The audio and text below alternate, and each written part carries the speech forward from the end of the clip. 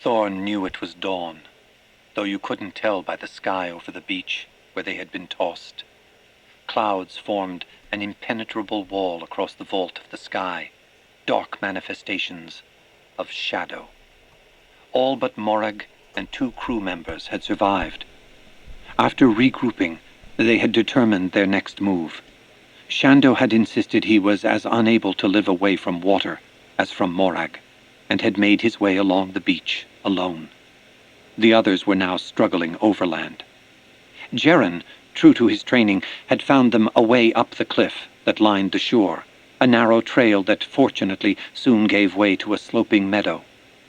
Beyond the meadow was forest, where the trees were so ancient, so big around, that all 5 of them with arms linked couldn't surround them. Jaren's focus was the trail. That left Elora in Rin's charge. She progressed in much the same manner as a cow or sheep. When nudged along her way, she went. Corey, on the other hand, couldn't stay still or on the trail.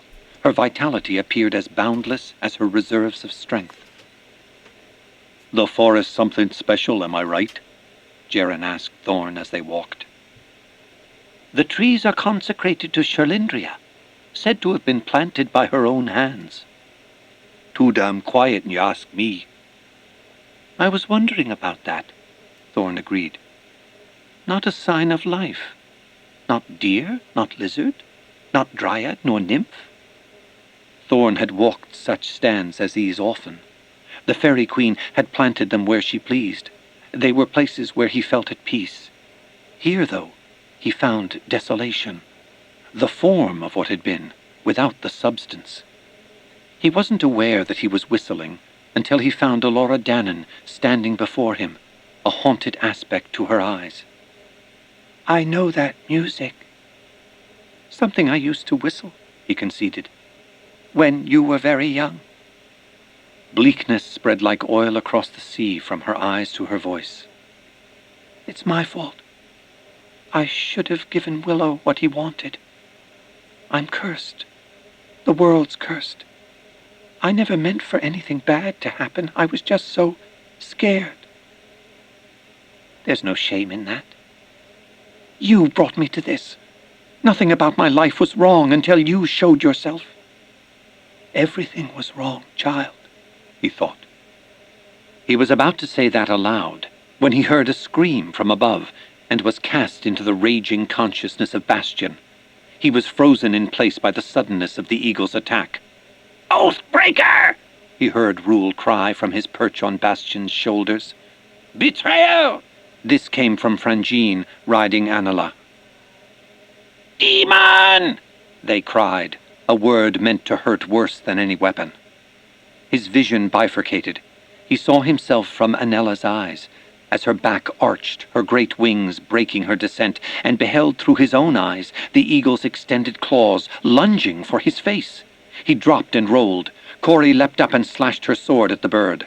Anela saw at once the demon child's speed and wheeled towards the ravine. Rin had pulled Elora down to clear her out of harm's way, but when the Wern turned from her to Bastion, he was met by an arrow from Rule's bow. Bastion's claws opened bloody stripes across his flank before the eagle surged skyward. Thorn lashed out with a torrent of wind, and Bastion squalled in surprise as he found himself pushed away from his quarry. "Damnation!"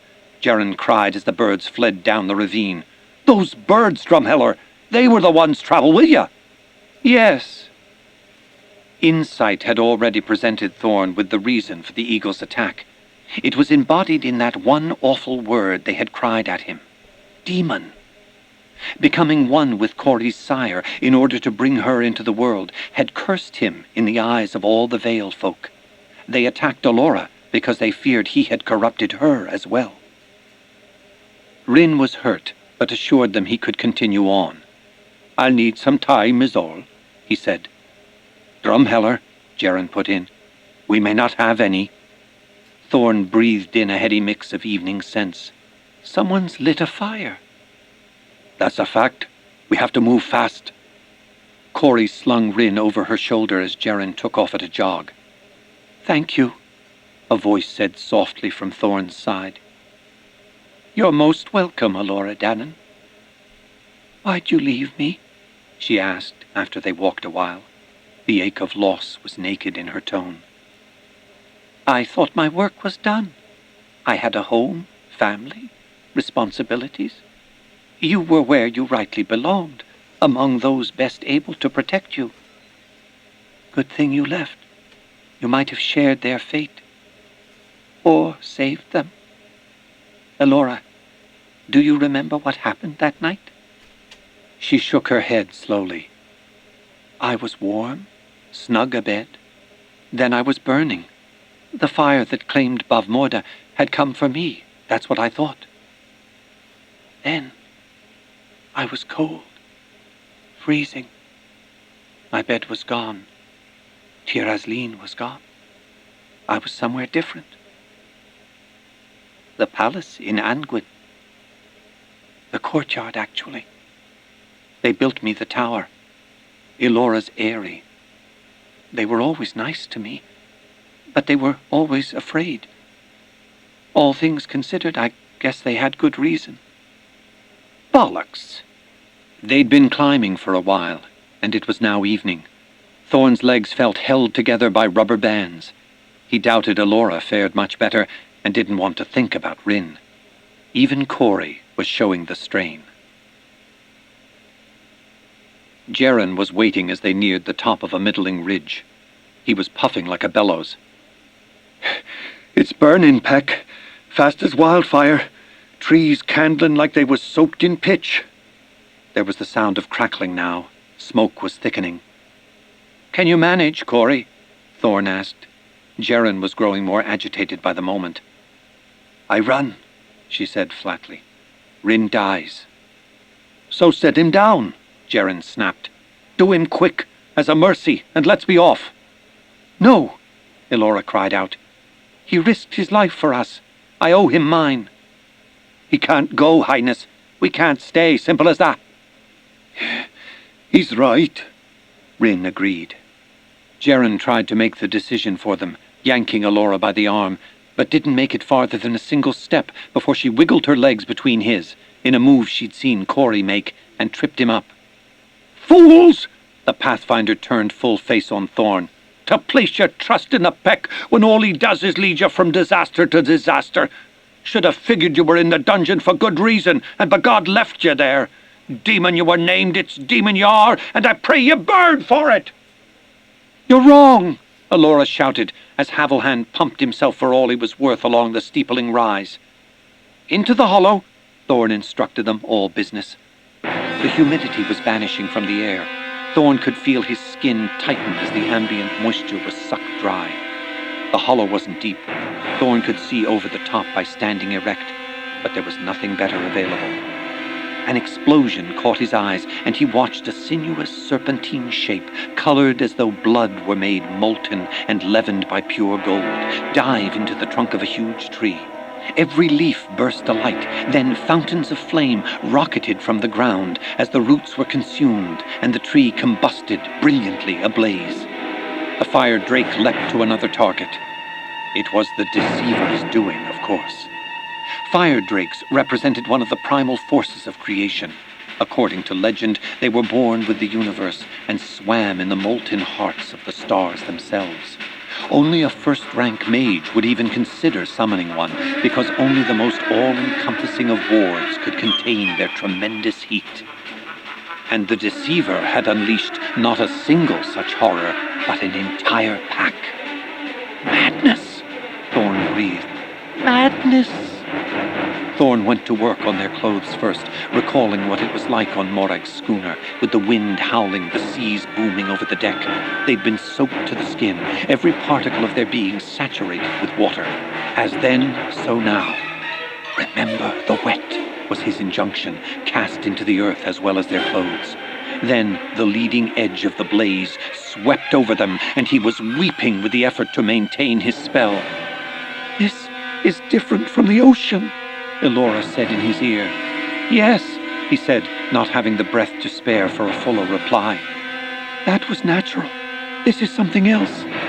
"Yes, Willow's doing. The Deceiver's doing, Elora. Whatever face that creature wears, it isn't Willow. It was never, Willow. Is there anything we can do?" "We?" She met his gaze without attempting to hide the fear in her eyes, but also without taking back a word of her offer. "I'd like to try." "As you wish, Most Royal Highness." With a grin of approval, he took a last breath before flinging the cloak of moisture aside and rising into hell. The world was fire. Flames rose to form a roof above them. The ground cracked and seared. Through the fire moved the fire drakes with the boneless sinuosity of eels, kept at bay by the boundaries of Thorn's wards, but never straying far. "It is so beautiful. It's all so beautiful," Elora said. He had to concede that was true. Then she turned to the flames. The barest tip of her finger touched the nearest fire drake, stroking its back the way she might a cat, and it arched with a rapture at the attention. Another twisted knot-like and came straight for her, diving into the child's body as if flesh itself were no barrier between them. Elora began to glow from within as the fire drake slid beneath her skin. She was silver before, now she'd become the essence of sun gold. Her eyes were cobalt pools against a background of flame. The fire drake stared at him from Elora's eyes, and then bid a sad, smiling farewell with her lips. Thorn stood in darkness and thought he'd gone blind. "I guess you really are the sacred princess," Rin said to Elora. She gave him a look that would have made a fire drake quail. "I'm Elora Danan, for what that's worth." "Tonight, gentle friend," Rin said, "it's worth the world to me." Elora, looking beyond him, gasped. A stag stood on the smoothness of the fused earth. It was a magnificent beast with huge antlers, and its majesty was matched by its indomitable will. If the forest had a king, this was truly he. Elora flew to the stag before Thorn could stop her. He knew what she would find. The stag's whole body had been swept by the breath of the devil incarnate. It was seared from crown to hooves, skin made raw, blackened flesh. "There's nothing to be done, save put the poor thing out of its misery." Elora rounded on him.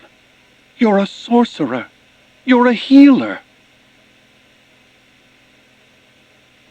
Gray dawn, gray day. Another in a series of monotonous dawns, more suited to the polar realms than once temperate Anguin. Thorn held out an apple slice, and the stag's broad tongue snatched it into his mouth. He wasn't a pretty beast by any standards. Thorn drew the limit at cosmetic work, preferring to let nature herself finish that job. His coat was a frazzled patchwork of old growth and new, the skin beneath as tender and pink as a newborn's. Rin wasn't much better off. His bones were healing, the wound itself closed, but he moved with care. Thorn heard the hiss of Corey's sword being drawn, sensed the sudden tension in his companions, but he ignored it as closed eyes presented him with a wholly different view of the scene. Anella tightened her turn to grant him a better view, and his breath seethed in unison with hers at the sight. "We do appear a pathetic bunch," he spoke aloud. "Leave you on your own one damn minute," Rule groused, landing ahead on Bastion.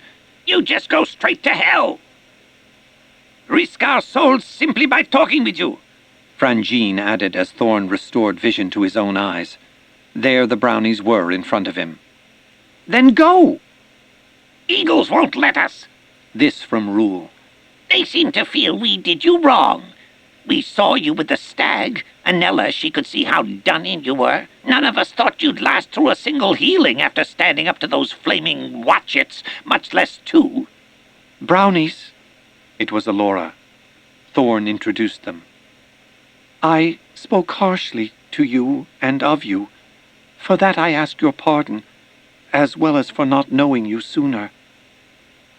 She may be worth the effort after all, Drumheller," Rule said. "Right now," Thorn said quietly, "we need shelter, we need food, we need rest." The stag pawed the ground before using his horns to shunt Thorn around until he was facing the mountain of Djumhal ahead. It is the easiest road, Thorn noted. And with stately tread, the stag led them on their way. The stag was picking his way along a trail that meandered around the broad eastern flank of the mountain when Thorn took vision behind Anella's eyes. "There's something about this place," he mused, sharing his thoughts with the eagle as her keen gaze found precisely what he'd been searching for. He returned wholly to himself. "Blessed bride, this is no mountain. I mean, no natural mountain.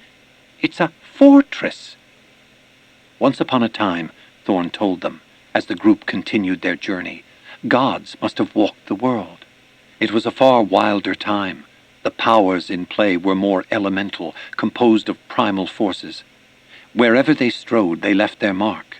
But they were giants in stature as well as accomplishment, and those who came after too small in every dimension to comprehend the wonders they had wrought. "Djumhal is one such," he told them. "Are you saying somebody made this place Drumheller?" Rin asked. "It's apparent from the air. It's the symmetry, you see. Djumhal Mount, seat of the ancient fortress of Angwin." I thought it was a bedtime story. Something passed down by the kings in Angwin to make them seem better than they were." The whole mountain was an artful blend of optical illusions, folds in the rock that to the distant observer might be taken for natural deformations, on closer scrutiny became passages and sally ports and ramparts. Thorn had just lit a fire in a hearth that stood half as high as a cathedral when he felt a presence. He turned, as did the others. The great vaulting hall was empty no longer. Throughout their trek from the beach, they'd remarked on the emptiness of the forest. Now they knew why. All stood before them, from the smallest bugs and lizards to full-grown mountain cats and highland rams. Dead center was the stag, and as Thorn rose to his feet and started forward, so did he. Only the beast's aspect changed with every step. Flesh and sinew running like wax, turning him to fox and owl and raven and mouse and spider, so that by the time he finally came to stand before the Nelwyn, he had manifested the form of every creature present, including, at the last, a passable imitation of a daikini, still wearing horns. "This was a blessed place," the man said. "All within lived in peace and harmony. The balance is broken. The land screams because its spirit is no more." In his mind's eye, Thorn saw Sherlindria, ensnared by the deceiver's web of evil, and knew that the Stag Lord was her mate. "We are all of the world," Thorn replied. "In our way we have all suffered, but we survive, we persevere. So long as one of us lives, there is hope. From that hope, rebirth." "Words!" The Stag Lord's hand flashed up, growing a brace of claws as it swept across Thorn's face. "We come as friends!" Thorn cried. "What was once freely given, manling, must now be earned!" The Stag Lord thrust out his arm, and Thorn's blood leaped forth, becoming a rough braided whip to rake diagonally across Alora's back from shoulder to hip. "If you would regain your rightful place among us, you must prove yourself worthy." His cry was echoed by the assemblage, redolent with rage and a hunger for vengeance. The slash left a wicked trail across Alora's shirt and should have cut her to the bone, but as they watched, the stain faded away.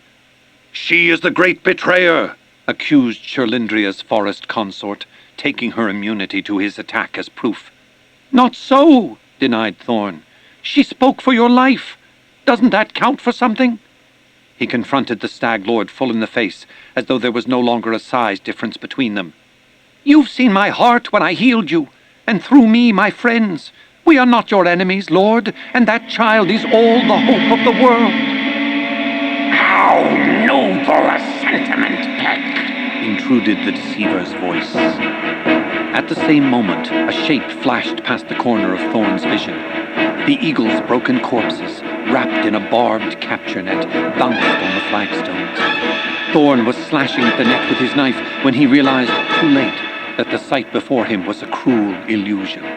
The barbs reversed themselves to stab through his clothes and fill him with poison as the eagle's forms altered, elongating, bills stabbing outward into something best resembling a rapier. One of the pair of night herons stooped for the stag lord, who used his whip to fair effect, raking it across the body of the creature. The heron staggered in flight, a lesion opening across its breast. But that blow had taken all that remained of the whip's power, and it sizzled to nothingness. The stag lord shifted back to his cervine form. As he reared up on his hind legs to rally all his domain, he was shot by so many crossbows that it seemed as though he'd been turned into a living pincushion. A host of Mason snipers had arrayed themselves in the great hall's gallery. There was a tumult towards the rear of the huge chamber, and a pair of horses burst into view. Anna Carey reined in her mare as the scene came fully into view, but the castellan spurred his mount into a full charge, sending animals scrambling from his path. The snipers cut down those animals who dared to attack, and panic swept the assemblage like a wildfire. The castellan leveled his spear. There was blood on the stag lord's muzzle. He angled away from his attacker to share his last glance with Thorn. There was no regret in his eyes. He spun and raked the horse's flank with his antlers. The stallion screamed. There was a cry from the castellan as well, as the animal reared and pitched itself aside, crashing down upon its rider. It was as though that fall was a signal. The Mason archers laid down an indiscriminate fire, targeting the great fanged predators first. Through that chaos surged the Princess Anna Carey, reaching the castellan more quickly than any of his men. The stag lord was dead, as was the horse, and Anna Carey's cries went unheard at first amidst the howling of the animals. "I need a healer!" she roared, hooking her arms beneath the Mason's shoulders and heaving him free. "Have no fear, my dear," called the deceiver from the hearth. "'Twill soon turn out all right." "Modri's dying! Wizard, can you do something about that?" "At the moment, regretfully, no. But your Peck's a healer. Make him an offer he can't refuse." Anna Carey took Thorn by his bonds, hauling him up, ignoring his grimaces as the barbs stabbed him. "Fair deal, Peck. The castellan's life for yours." Instinct spoke for him, with the only movement he could manage, the barest nod of his head.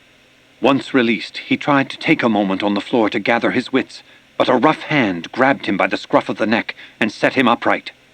It was Gerin Havelhand, in the leathers of a captain of the Red Lions. Corey and Rin had been separated and moved to opposite sides of the fireplace, there lashed against the massive andirons and watched by guards with ready swords. Elora knelt before the fire. Before her, in the heart of the inferno, stood the deceiver. His eyes looked a fraction more hollow, as did the drape of skin below his cheekbones, and the skin itself had lost resilience.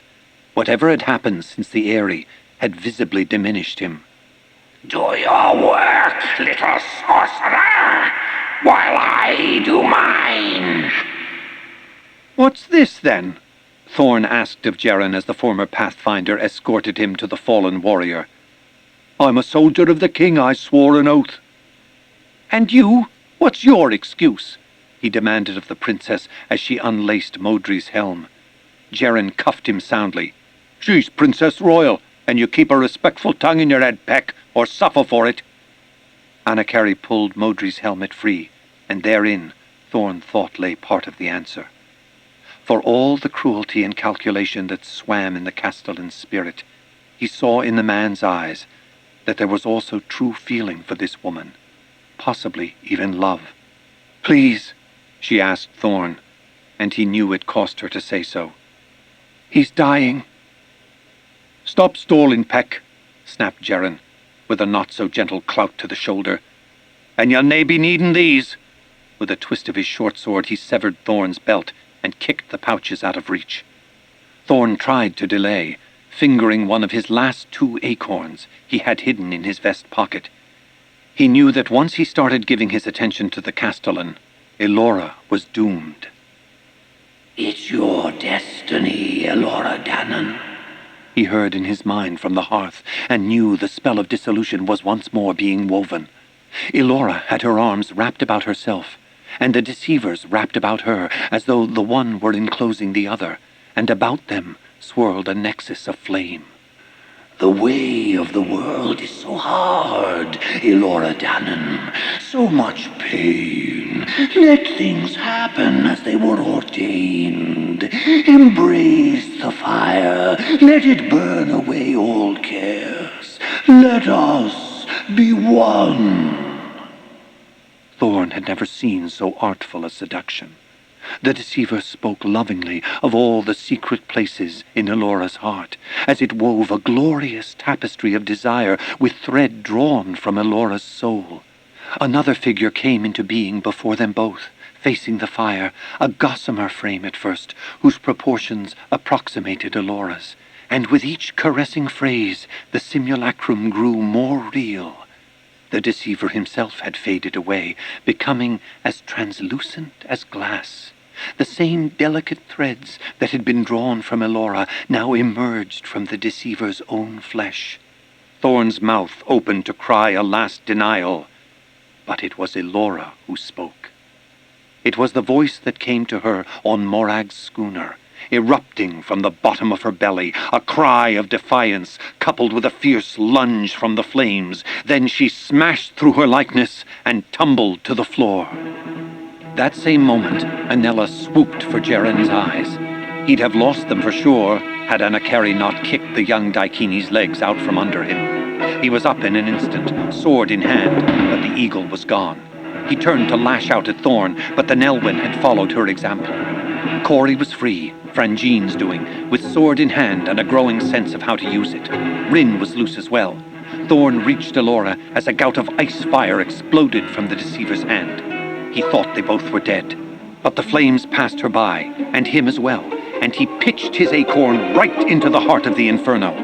There was a tiny, brilliant pop of light, and the flames rushed headlong back the way they'd come to engulf the whole of the magical fire that filled the hearth. The deceiver had time for a look of true astonishment, and then, with a congratulatory tip of the head to Thorn, began to laugh. The echoes of it lasted long after the entity itself had turned to stone. Thorn cast about for a weapon to smash the statue to powder.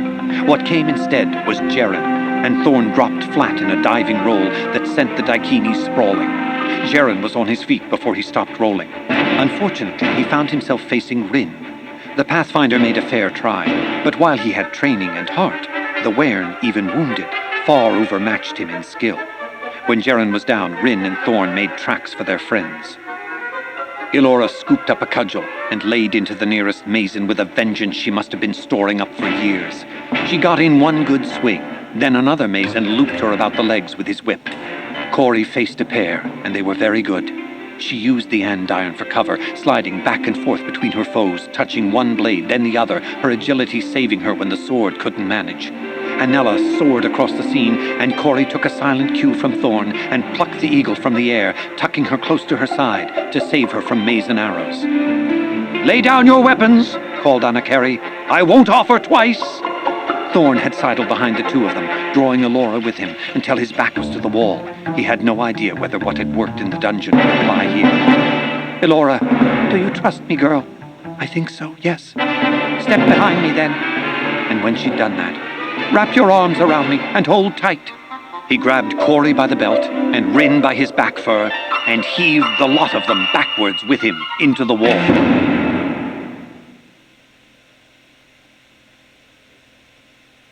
"Are we safe?" Elora asked, when at long last they emerged into an upper gallery. "I'd say no," Thorn replied to them all. "Not so long as the Mason have Jaren to lead their hunt." "Do you do that often?"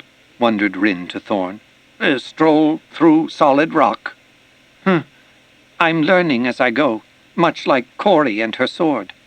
"Like unto died, girl," Corey said to Elora, "when I saw you face that flame." "She wasn't the only one," added Thorn. "Elora Dannon, whatever possessed you?" "I'm immune." At least so you've said, to spells and such. Thorn let out his breath. Quite possibly, but that was no time for an acid test. You'd have died otherwise. Besides, it was the only answer that made sense. If I'm so important to this deceiver, he can't very well kill me. Gods! Thorn whispered, simultaneously aghast and awestruck by what she'd done. You have no idea, not the slightest conception. Through you, he did such feats as legends are made of. And that very likely was the force that destroyed Tir Asleen. Bavmorda wanted you dead. This one means to put you on body and soul like a suit of clothing. Your saving grace, even after all that's happened, is that he thinks you are nothing. That's your salvation, child, not some precious immunity. Rin noticed Anakari's silver hair clip, which Thorn had put in his hair. Drumheller, where did you get that? It's the princess's. Why? The Wern began, then broke off as Thorn's expression changed markedly. The mountain's beginning to stir. In that moment, Thorn found himself called to Bastion's eyes. The eagle was high in the rafters of the great hall, very quiet, as he and Rule had been from the start. From the eagle's eyes, Thorn saw that Anakari had led the Mason in pursuit of the fugitives, leaving a pair of thunder riders with the castellan. Thorn watched as both warriors were speedily, silently slain. A call from within the hearth brought both men close. After all, they'd seen their quarry disappear into the stone. They gave the petrified statue of the deceiver what they thought was a decent berth. It wasn't enough. 2 puffs of frigid flame in both their faces, and their lungs were instantly freeze-burned. They suffocated, gasping for air.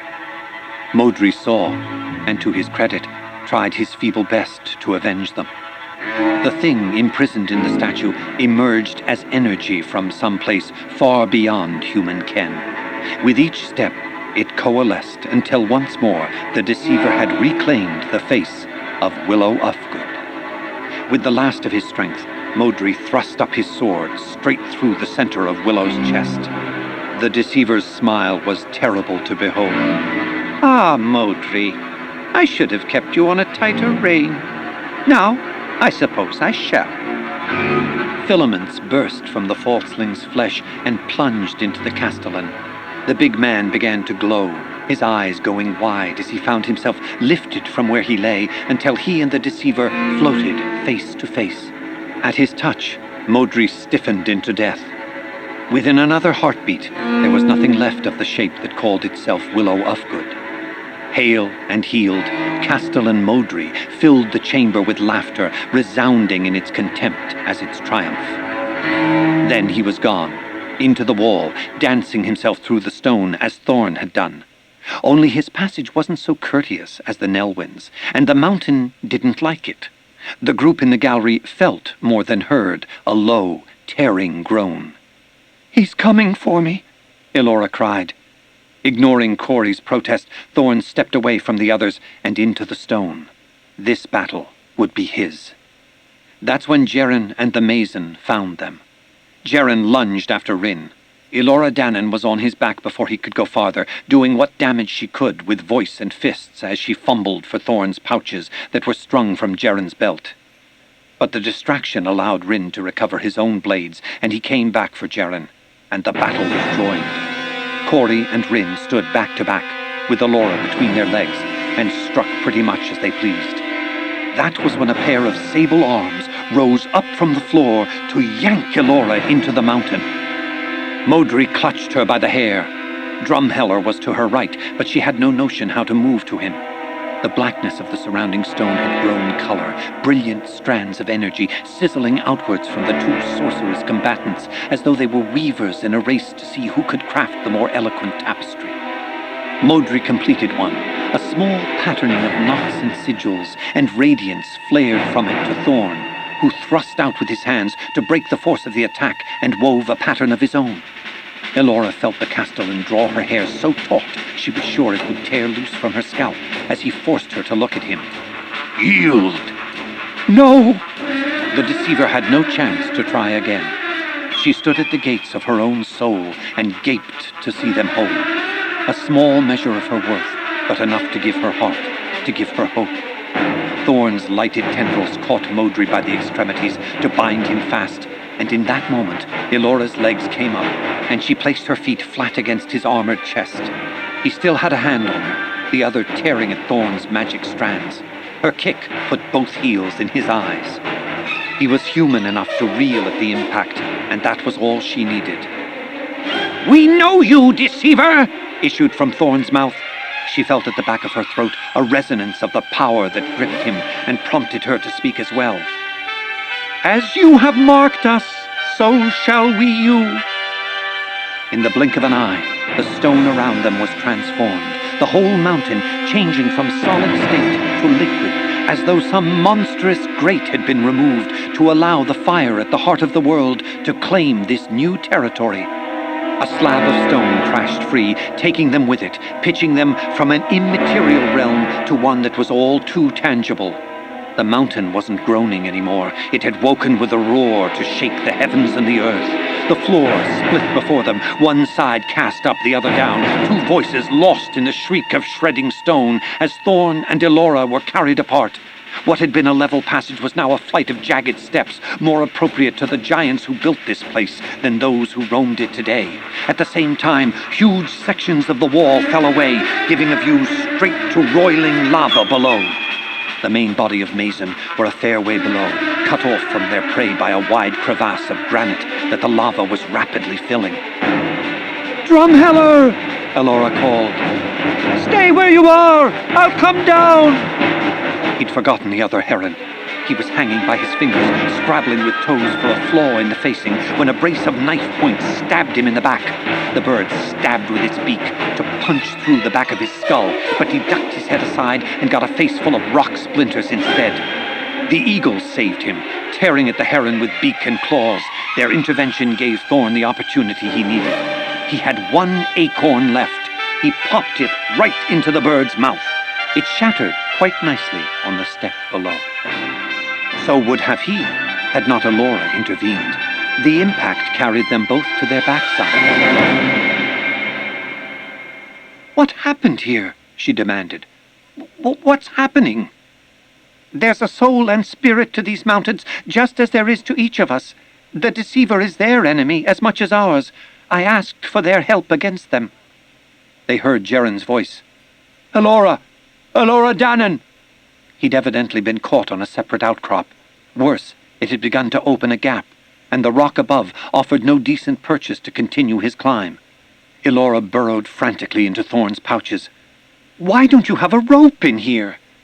Because it was what she truly desired, it came to her hand, complete with a grappling hook. "Elora Danan, help me!" Thorn reached for the rope, but Elora wrenched it from his grasp. "You're still dealing with the wounds from the night heron. You're not strong enough for this." She didn't know how to climb. What she managed was slightly better than a controlled collapse as she dropped to a jarring landing on Geren's ledge. The Daikini caught hold of the end of her rope. "Drumheller!" Geren called. "I have the rope. Haul up the sacred princess. I'll follow after." "He can't," Elora told him. "He was hurt by the heron." "I'll have your heart, Drumheller, for allowing the sacred princess to place herself in such danger," Geren hissed as he secured the line snugly about Elora's torso. "It was my choice, trooper." "You're too important. You should know better." He pulled her snug to his back in a rescue carry, with her legs wrapped around his waist. "Hold tight," he told her. He stepped off his ledge and swung toward the wall. There were cries from far below as a new figure joined the Mason. It was Modry, held erect by a Mason at each shoulder. "We hurt him, Drumheller," Elora cried exultantly. Up above, Rin and Cori had joined Thorn at the rope, while Anakari stood close by. The princess was staring at Modry, lips parted in horror at his miraculous recovery. "I tell you true," Thorn said to the princess. "He is not what he seems." "Thorn!" Elora called as she and Geren cleared the lip of the main riser. "You're the cause of all this misery," the Pathfinder cried as he launched toward Thorn. Then he had his blade clear and swung it to make Corey keep her distance as well. "Jaren, no!" the cry came from Anakari as she threw herself in his path. The young man stared in horror as his princess crumpled to his feet, the act of falling pulling her body clear of the blade that had impaled it. He'd run her right through. "Put down your sword, Jaren," said Rin. The Daikini lunged for him, swinging his sword with a near berserker intensity. "I made an oath, and you made me betray it!" When the Wern moved, he was a blur of mahogany, using one shoulder to deflect the blade, while the other caught Jaren in the chest. Rin received a fresh wound in the flank. With a speed that outdid Rin's, Jaren slashed through the rope binding Elora, then sprang for his fallen princess, and the two figures disappeared over the edge. Rin threw himself after them, stretching himself full length on the slab, dreading what he'd see below. Jaren and Anakari had landed on a small outcrop. "We're not your enemies," Rin cried. "It's the Mason you should be fighting." "Made me choice, swore me oath. I'll be true to both." He tied the rope about Anakari's torso. "You say the Mason's the enemy, yet my princess, she rides with him. She loves the Castellan true. With him's where she rightfully belongs." He dropped her off the ledge toward the Castellan, carefully controlling her descent. "They have her," Corey announced. Elora plunged to her knees at the edge of the slab. "Jaren, throw us the rope. We'll pull you up." Jaren gave a wild smile. "I don't think so, sacred princess, but I thank you for the thought." The ground shook again, and with another awful crack, the face of the slab opened before them. "For the Princess Royal!" the Pathfinder cried as the cliff gave way around him. His last words before the fire claimed him. "For Angwin!"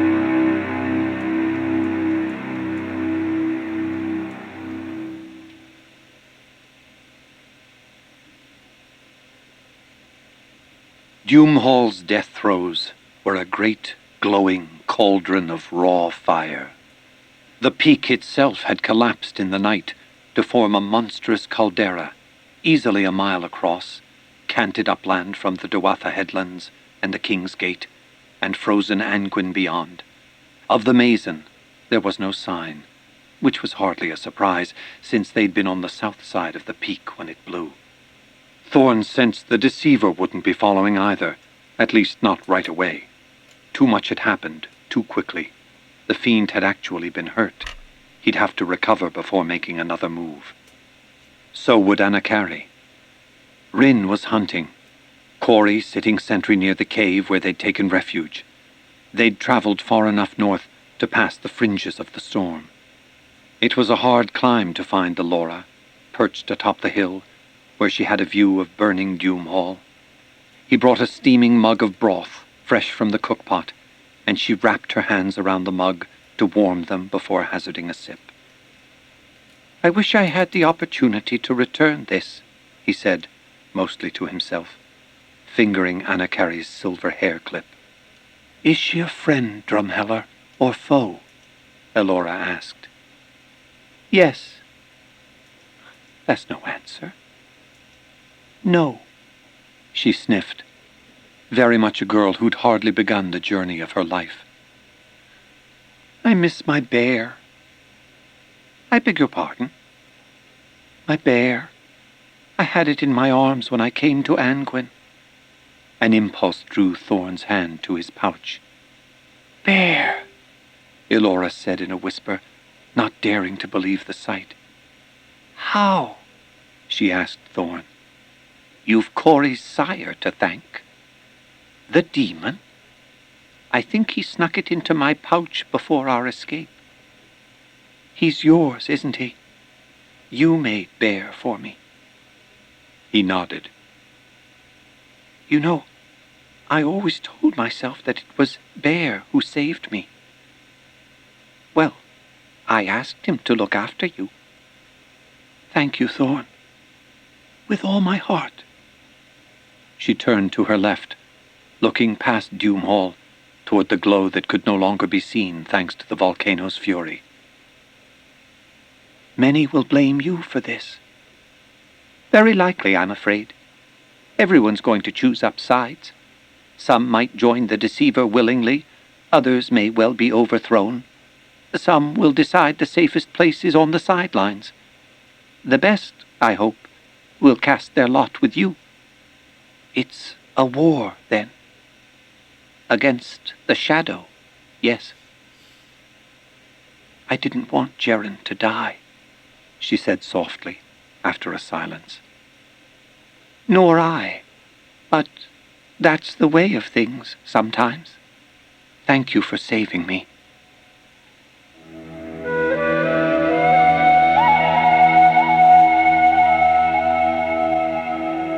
He stretched his arm across her shoulder and drew her close. She snuggled in his lap like his own daughter, and he stroked her hair. I did my part, he told her, as did we all. But when it counted, Elora Danan, you saved yourself. Then, for what felt like the first time in a lifetime, he let a smile of true joy crease his weathered features, and he sang the hope of the world to a deep and gentle sleep.